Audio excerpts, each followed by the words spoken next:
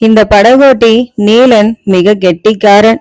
அவனும் எழுத படிக்க கற்றுக்கொண்டிருக்கிறான். இளவரசர் ராஜேந்திரர் அவனுடைய கெட்டிக்காரதனத்தை கண்டு வியந்து அவனை காஞ்சிபுரத்திற்கு அனுப்பி அவன் வேளாள இளைஞன் என்று சொல்லி அவனுக்கு எழுத படிக்க கற்றுக் கொடுத்து மறுபடியும் இங்கே படகோட்ட வைத்திருக்கிறார். இந்த படகோட்டிக்கு எழுத படிக்க தெரியும் என்று சோழ தேசத்தில் யாராலும் நினைத்து கூட பார்க்க முடியாது. இந்த படகோட்டி மட்டுமல்ல, இது போன்று பலரை ராஜேந்திரர் தயார் செய்து இருக்கிறார். ராஜேந்திரரை சுற்றி இளமையும் திறமையும் நன்றியும் நம்பிக்கையும் மிக்க ஒரு பட்டாளம் இருக்கிறது. ஏனோ அந்த பட்டாளத்தில் ஒரு அந்தணர் கூட இல்லை. ராஜேந்திர சோழருக்கு அந்தணர்களை அவ்வளவாக பிடிப்பதில்லை. அந்தணர்களை அருகே சேர்க்காமலும் அதே சமயம் வெறுப்பை வெளிக்காட்டாமலும் ராஜேந்திர சோழர் ஒரு தன்மையோடு நடந்து கொண்டிருக்கிறார்.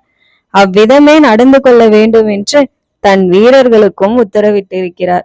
மாமன்னர் ராஜராஜர் அந்தணர்களுக்கு அதிக முக்கியத்துவம் கொடுப்பது இளவரசர் ராஜேந்திரருக்கு சற்று வருத்தமாக இருக்கலாம்.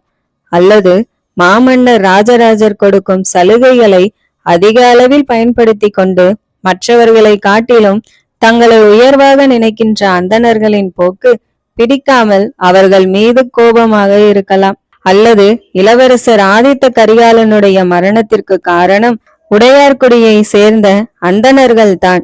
சேர தேசத்திலிருந்து சோழ தேசத்திற்கு குடியேறிய அதர்வன வேதம் கற்ற முன்குடுமி சோழையர்கள் தான் காரணம் என்பதால் அந்தணர்களுக்கு அரசியல் முக்கியத்துவம் அதிகரித்து விட்டது என்ற நிலைமை கண்டு வேதனைப்பட்டு அவர்கள் ஆயுதங்கள் எடுத்து போராட துவங்கி விட்டார்கள் என்பதை கவனித்து இதை சற்று அடக்கி வைக்க வேண்டும் என்ற காரணமாகவும் இருக்கலாம்.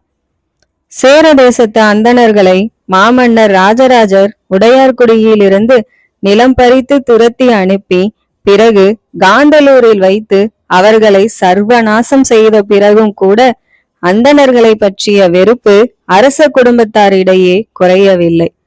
குறிப்பாய் அரசியலில் ஈடுபடும் அந்தணர்களை அவர்கள் சந்தேகத்தோடே பார்த்தார்கள்.